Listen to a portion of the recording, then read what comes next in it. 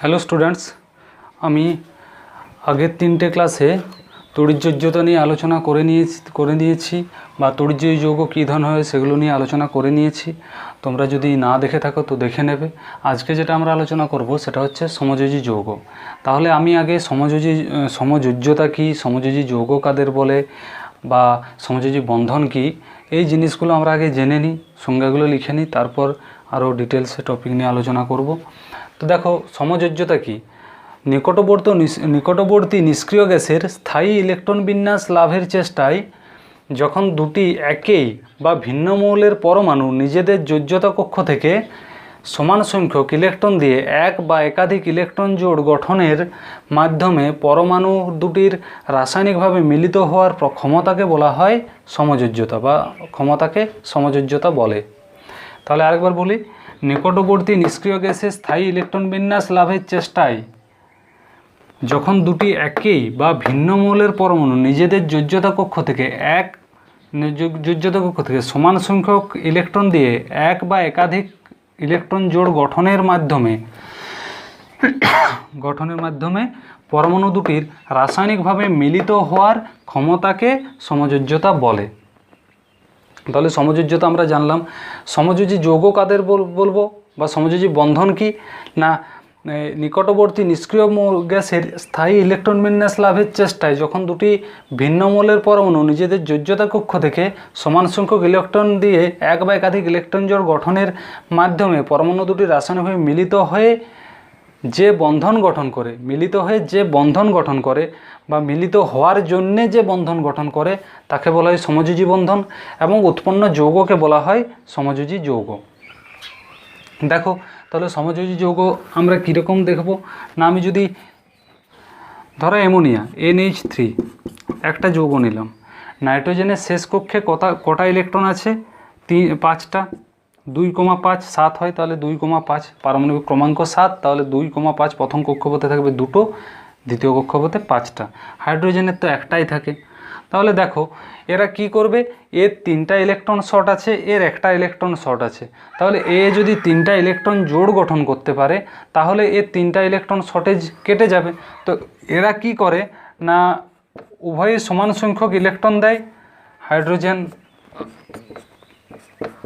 Hydrogen একটা electron এখানে দিল, নাইট্রোজেনও একটা ইলেকট্রন এখানে দিল, হাইড্রোজেন এখানে একটা ইলেকট্রন দিল, নাইট্রোজেনও একটা দিল। এইভাবে উভয় দেখো সমান সংখ্যক ইলেকট্রন দিয়েছে, নাইট্রোজেনের 2টো বেঁচে রইল এখনও। তাহলে দেখো উভয়ে সমান সংখ্যক ইলেকট্রন দিয়েছে, হাইড্রোজেন একটা দিয়েছে, নাইট্রোজেনও একটা দিয়েছে, দিয়ে একটা বন্ধন গঠন করেছে NH। আবার এখানেও নাইট্রোজেন একটা দিয়েছে, হাইড্রোজেন একটা দিয়েছে, এখানেও নাইট্রোজেন একটা দিয়েছে, হাইড্রোজেন একটা দিয়েছে। তাহলে নাইট্রোজেন টোটাল ইলেকট্রন দেয় কটা? 3টা। হাইড্রোজেনও টোটাল ইলেকট্রন দেয় 3টা। টোটাল বন্ধন কোটা হয়, সমযোজী বন্ধন হয় 1টা 2টা 3টা বন্ধনের জন্য প্রত্যেকে একটা একটা করে ইলেকট্রন দেয়। নাইট্রোজেনের 2টো ইলেকট্রন বাড়তি থাকে, 5টা ইলেকট্রন ছিল, 3টা বন্ধনীতে ব্যবহার করা হয়েছে, 2টো এখনও আছে ওর নিজের কাছে। তাহলে দেখো এই ইলেকট্রনগুলো নিয়ে নাইট্রোজেনের কত ইলেকট্রন সংখ্যা হয়েছে যোজ্যতা কক্ষে? 2 4 6 8টা হয়ে গেছে, যেটা নাইট্রোজেনের দরকার ছিল অষ্টক পূর্তি, যেটাই আমাদের রাসায়নিক বন্ধনের মূল এজেন্ডা বা মূল কারণ বলতে পারো, সেটা হচ্ছে অষ্টক পূর্তি ঘটানো। হাইড্রোজেনের ক্ষেত্রে বলেছিলাম যে দ্বৈত হয়, ওর পরবর্তী নিষ্ক্রিয় মৌল হচ্ছে হিলিয়াম, হিলিয়ামের 2টো থাকে। তাহলে হাইড্রোজেন চাই হিলিয়ামের কনফিগারেশন, হিলিয়ামের ইলেকট্রন বিন্যাস পেতে। তাহলে হিলিয়ামের জন্য ওকে 2টো ইলেকট্রন দরকার, ও 2টো ইলেকট্রন পেয়ে গেছে, এও 2টো ইলেকট্রন পেয়ে গেছে, এও 2টো ইলেকট্রন পেয়ে গেছে।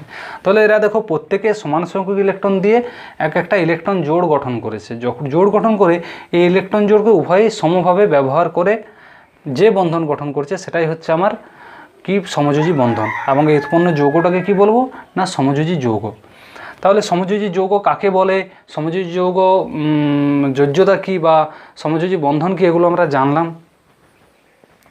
এরপর দেখো সমযোজী যৌগ গঠনের শর্ত, কি কি শর্তে সমযোজী যৌগ গঠন হয়। তাহলে এটা মুছে দিই, তোমাদের নোট করা হয়ে গেছে। এরকম আমরা দেখেছিলাম তড়িৎযোজী যৌগের ক্ষেত্রে যোজ্যতা কক্ষে ইলেকট্রন সংখ্যা। এখানেও আমরা একই জিনিস দেখব যে যোজ্যতা কক্ষে ইলেকট্রনের সংখ্যা, যোজ্যতা কক্ষে ইলেকট্রনের সংখ্যা। তড়িৎযোজী যৌগের ক্ষেত্রে কি দেখেছিলাম, যেগুলো কেটায়নে পরিণত হয়েছিল তাদের ইলেকট্রন সংখ্যা ছিল 1 2 বা 3, এনায়নেরগুলো ছিল 5 6 বা 7। এখানে কি হয়, এখানে যদি আমার ওই ধরনের কোনো থাকে যাদের ইলেকট্রন সংখ্যা 1 2 3 আর 5 6 7-এর মধ্যে যদি কম্বিনেশন হয় তাহলে তো তড়িৎযোজী যৌগ হয়ে যাবে। যাদের ইলেকট্রন সংখ্যা শেষ যোজ্যতা কক্ষে ইলেকট্রন সংখ্যা 4 5 6 7 এই সংখ্যক ইলেকট্রন থাকে, তারা যদি নিজেদের মধ্যে যুক্ত হয় তখন সমযোজী যৌগ গঠন হবে। দেখো কিন্তু এখানে একটা এক্সেপশান আছে, সেটা একটা এক্সেপশান আছে, সেটা হচ্ছে হাইড্রোজেন। হাইড্রোজেনের কিন্তু একটা ইলেকট্রন থাকে যোজ্যতা কক্ষে, তবুও সমযোজী যৌগ গঠন করে। এটাকে বাদ দাও, কারণ ওই নিকটতম নিষ্ক্রিয় মৌল হিলিয়াম আছে, হিলিয়ামের কাছে পৌঁছাতে চাই। দেখো তাহলে কি দেখলাম, যে যোজ্যতা কক্ষে 4 5 6 7 এই সংখ্যক যদি ইলেকট্রন থাকে তারা নিজেদের মধ্যে যুক্ত হলে সমযোজী যৌগ গঠন করবে। এখন আমরা পর্যায় সারণী মনে পড়েছে, পর্যায় সারণীর তোমার 14 থেকে 17 পর্যন্ত, যদি 15 16 17 দেখো 14 নম্বর যেটা গ্রুপ ছিল বা 14 নম্বর শ্রেণী ছিল, তার যোজ্যতা কক্ষে ইলেকট্রন সংখ্যা কত ছিল, শেষ কক্ষে ইলেকট্রন সংখ্যা 4 ছিল। 15 নম্বরে কত ছিল, 5 ছিল। 16 নম্বরে 6 ছিল। 17 নম্বরে 7 ছিল। এই সংখ্যা ছিল আমার যোজ্যতা কক্ষে ইলেকট্রনের সংখ্যা। সেটা কি না শ্রেণী বরাবর। তাহলে আমার এই শ্রেণীতে 14 15 16 17 এই শ্রেণীতে যে মৌলগুলো আছে সেই মৌলগুলো নিজেদের মধ্যে যুক্ত হলে বা একে অপরের সাথে যুক্ত হলে কি যৌগ গঠন করবে, সমযোজী যৌগ গঠন করবে। তাহলে 14 নম্বরের মৌলগুলো আমরা কি দেখব, কার্বন, সিলিকন, জার্মেনিয়াম, টিন আর লেড। এরপর দেখো এখানে 17 নম্বরের যৌগগুলো, 15 নম্বরের কি দেখব, nitrogen, phosphorus, arsenic, antimony, bismuth. 16 নম্বরেরগুলো কি দেখব, অক্সিজেন, সালফার, সেলুনিয়াম, টেলুরিয়াম, পোলোনিয়াম। 17 নম্বরের কি দেখব, ফ্লোরিন, ক্লোরিন, ব্রোমিন, আয়োডিন, অ্যাস্টাটাইন।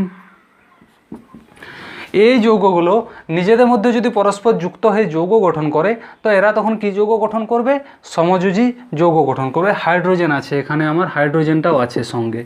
এরা যদি পরস্পরের সঙ্গে যুক্ত হয়ে যৌগ গঠন করে একে অপরের সাথে বা দুটো নিজেদের মধ্যে পরস্পর যুক্ত হয় তখন সমযোজী যৌগ গঠন করবে। কেন করবে সেটার কারণ আরও পরে আসছে। তাহলে যোজ্যতা কক্ষে ইলেকট্রন সংখ্যা আমরা কি দেখলাম, যদি 4 5 6 7 থাকে তাহলে কি হয় না আমার সমযোজী যৌগ গঠন হয়। সেগুলো কত নম্বর গ্রুপে থাকে, 14 15 16 17 নম্বর। তাহলে এই গ্রুপের মৌলগুলো নিজেদের মধ্যে বা একে অপরের সঙ্গে যুক্ত হয়ে সমযোজী যৌগ গঠন করে। যোজ্যতা। এরপর দেখবো আমরা তড়িৎ ঋণাত্মকতা। তড়িৎ ঋণাত্মকতা, তড়িৎ ঋণাত্মকতা। দেখো তড়িৎ ঋণাত্মকতা ডিফারেন্স আমরা কি বলেছিলাম আয়নীয় যৌগের ক্ষেত্রে, যে তড়িৎ ঋণাত্মকতার যদি পার্থক্যটা অনেক বেশি হয়, যেটা দেখেছিলাম আমরা সোডিয়াম বা তুমি ম্যাগনেসিয়াম বলো, ম্যাগনেসিয়ামের ক্ষেত্রে ছিল কত না 1.2 এইরকম। এরপর ক্লোরিনের ক্ষেত্রে দেখেছিলাম 3.5। এরা পরস্পর যুক্ত হয়ে তড়িৎযোজী যৌগ গঠন করেছিল। কেন করেছিল না এদের ইলেকট্রোনেগেটিভিটি বা তড়িৎ ঋণাত্মকতার পার্থক্যটা অনেক বেশি ছিল। এই পার্থক্যটা যদি বেশি না হয়, প্রায় সমান হয়, তখন কি হবে না এর যে ইলেকট্রন, এই ইলেকট্রনকে টেনে নিজের দিকে নিয়ে আসতে পারবে না, এই ইলেকট্রনকে এও টানবে। যদি এর তড়িৎ ঋণাত্মকতা বেশি হতো 3-এর কাছাকাছি, এই 14 15 16 17 এদের যে তড়িৎ ঋণাত্মকতা হয় সেগুলো প্রায় 2.5-এর উপরে থাকে ম্যাক্সিমামেরই। তো 2.5-এর উপরে থাকে, তাহলে তাদের যে তড়িৎ ঋণাত্মকতার পার্থক্য, এই পার্থক্যটা অত বেশি হয় না। এই পার্থক্যটা বেশি না হওয়ার জন্যে একে যদি অপরের সঙ্গে যৌগ গঠন করে, ধরো কার্বন এবং অক্সিজেন পরস্পরের সঙ্গে যদি যুক্ত হয়ে যৌগ গঠন করে, কার্বনের যে যোজ্যতা কক্ষে ইলেকট্রন আছে এই ইলেকট্রনকে অক্সিজেন টেনে নিজের কক্ষে নিয়ে যেতে পারবে না। তারা কি করবে না ইলেকট্রন জোড়কে সমভাবে ব্যবহার করবে, যাতে দুজনেই এই ইলেকট্রন জোড় গঠন করবে এবং ইলেকট্রন জোড় যাতে দুজনেই ব্যবহার করতে পারে সেরকম ব্যবস্থা তৈরি করবে। তাহলে কি দেখলাম যে তড়িৎ ঋণাত্মকতার পার্থক্য যদি খুব বেশি না হয়, তড়িৎ ঋণাত্মকতা প্রায় সমান হয়, তখন আমার সমযোজী যৌগ গঠন হয়। কেন হয় সেটা বললাম।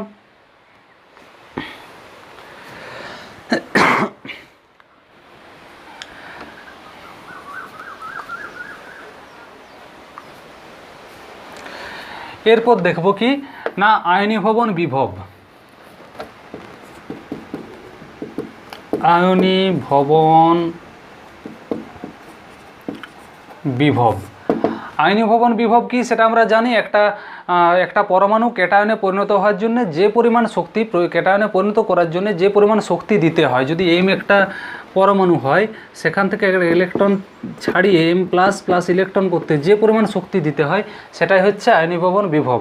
তো সমযোজী যৌগ যারা গঠন করে তাদের ক্ষেত্রে কি হয়, এই আয়নীভবন বিভবের মানটা খুব উচ্চ হয়, খুব হাই, খুব উচ্চ আয়নীভবন বিভব হয়। আয়নীভবন বিভব মানে ইলেকট্রন ত্যাগ করে ক্যাটায়নে পরিণত হওয়ার কোনো প্রবণতা এদের থাকে না, এরা ইলেকট্রনকে ওইভাবে ছেড়ে দেয় না, কোনো প্রবণতা থাকে না ক্যাটায়নে পরিণত হওয়ার। তাহলে এই ধরনের যৌগ যদি পরস্পরের মধ্যে যৌগ গঠন করে, অষ্টক পূর্তি তো ঘটাতে হবে উভয়কেই, সবাইকে, কিন্তু এখানে সবাই চায় অষ্টক পূর্তি ঘটাতে এবং সবাই ওই দিকেই ঝুঁকে আছে যে আমি কিভাবে অষ্টক পূর্তি ঘটাবো।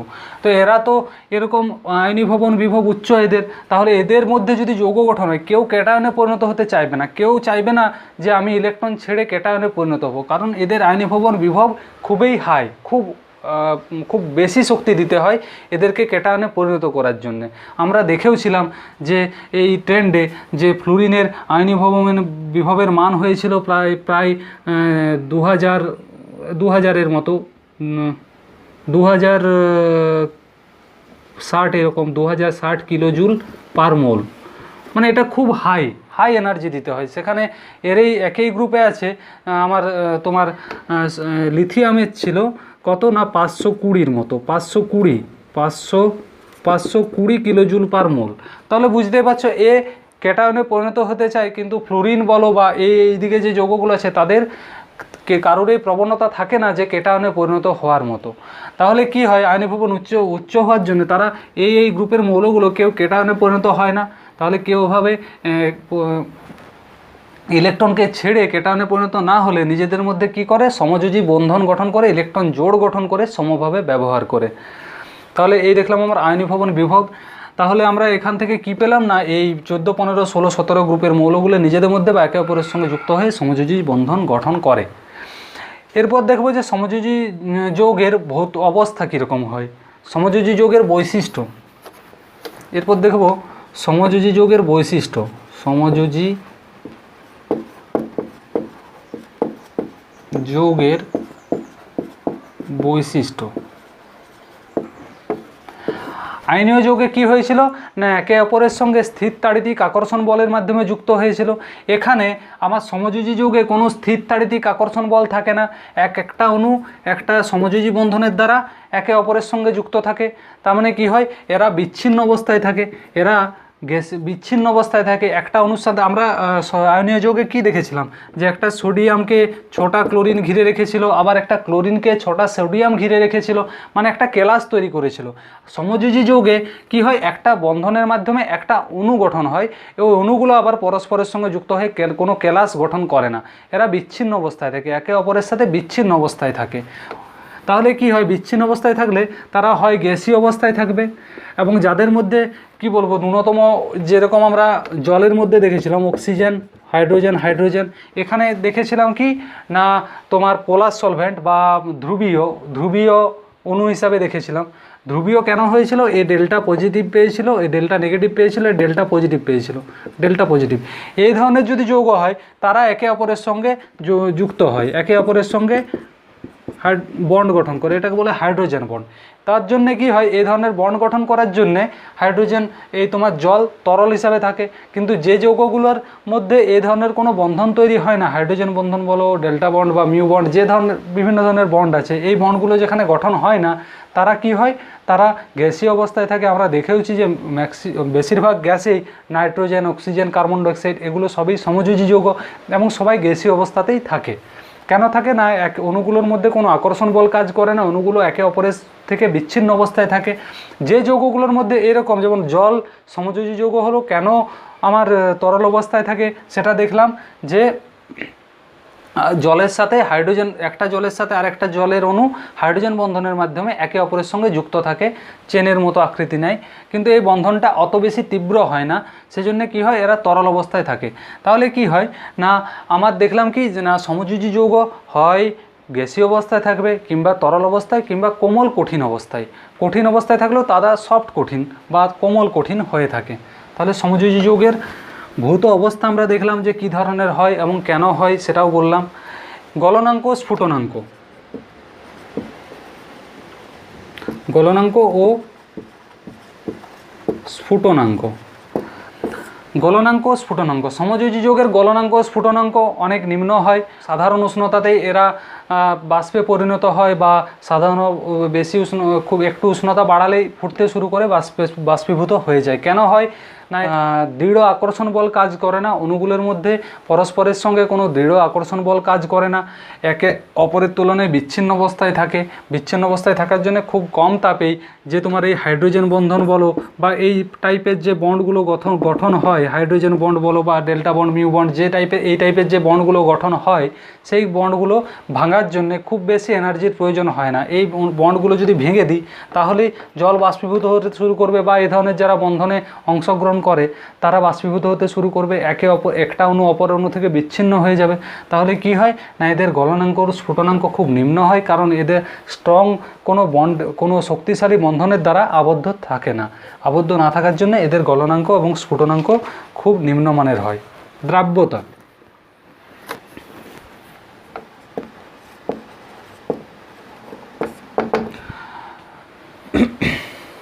সমযোজী যৌগগুলি অধ্রুবীয় দ্রাবকে দ্রাব্য হয়। সমযোজী যৌগগুলি কী হয়, অধ্রুবীয় দ্রাবক যেমন আছে, যেমন CCl4 আমরা অধ্রুবীয় দ্রাবক বলেছিলাম, CCl4। সমযোজী যৌগগুলি এরকম অধ্রুবীয় দ্রাবকে দ্রাব্য হয়। কিছু কিছু সমযোজী যৌগ ধ্রুবীয় দ্রাবকেও দ্রাব্য হয়। কেন হয় না, তাদের মধ্যে ওই রকম তোমার যেমন অ্যামোনিয়া দিয়ে বোঝাই আমি। অ্যামোনিয়া, নাইট্রোজেনের ইলেকট্রোনেগেটিভিটি হাইড্রোজেনের তুলনায় অনেক বেশি। এখানে নাইট্রোজেন পায় ডেল্টা মাইনাস, হাইড্রোজেন পায় ডেল্টা প্লাস এরকম হয়। তাহলে এরকম যৌগকে যদি আমি ধ্রুবীয় কোনো সলিউশনের মধ্যে দিই, ধ্রুবীয় কোনো দ্রাবকে দ্রবীভূত করতে চাই, দ্রবীভূত হয়ে যাবে, কারণ এটা তো এ নিজেই তোমার ধ্রুবীয়। তাহলে ধ্রুবীয় যারা, তারা ধ্রুবীয় আয়নে দ্রবীভূত হবে, যারা অধ্রুবীয় তারা অধ্রুবীয় আয়নে দ্রবীভূত হবে। তাহলে কি হয় যে আমরা দেখেছি যে অ্যামোনিয়া জলে খুব দ্রাব্য হয়। কেন দ্রাব্য হয়? অ্যামোনিয়া সমযোজী যৌগ হলো, এদের মধ্যে এরকম ডেল্টা পজিটিভ আর ডেল্টা নেগেটিভ চার্জ থাকে, মানে এরা ধ্রুবীয় হয়। ধ্রুবীয় হওয়ার জন্য এরা ধ্রুবীয় দ্রাবকে দ্রাব্য হয়। নাহলে তোমাদের এখন সিলেবাসে যেটা আছে যে তোমরা এটাই বলবে যে অধ্রুবীয় দ্রাবক যারা, তারা অধ্রুবীয় দ্রাবকে দ্রাব্য হয়, আর যেগুলো ধ্রুবীয় দ্রাবক তারা ধ্রুবীয় দ্রাবকে দ্রাব্য হয়। ব্যাস।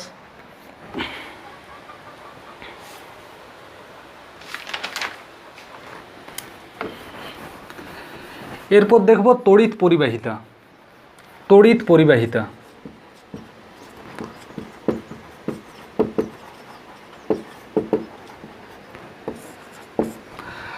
তড়িৎ পরিবাহিতা দেখো, সমযোজী যৌগগুলো কোনো আয়নে বিভাজিত হয় না। সমযোজী যৌগগুলো আয়নে বিভাজিত না হওয়ার জন্যে এরা তড়িৎ পরিবহনে অক্ষম হয়, তড়িৎ পরিবহন করতে পারে না। কিছু কিছু সমযোজী যৌগ আছে যারা তড়িৎ পরিবহন করতে পারে, যেমন তোমার HCl জলীয় দ্রবণে তড়িৎ পরিবহনে সক্ষম হয়, কারণ HCl জলে H+ ও Cl- হিসাবে ভেঙে যায়। ভেঙে যাওয়ার জন্যে এই জলীয় দ্রবণে তড়িৎ পরিবহন করে। কার্বন ডাইঅক্সাইডও করতে পারে, জলীয় দ্রবণে তড়িৎ পরিবহন করতে পারে। অ্যামোনিয়াও হালকা চাপে অ্যামোনিয়াও করতে পারে তড়িৎ পরিবহন জলীয় দ্রবণে দ্রবীভূত অবস্থায়। তাহলে এই গেল আমার সমযোজী যৌগের বৈশিষ্ট্য। সমযোজী যৌগ কীভাবে কোন কোন শর্তে গঠিত হয় সেটাও আমরা দেখলাম।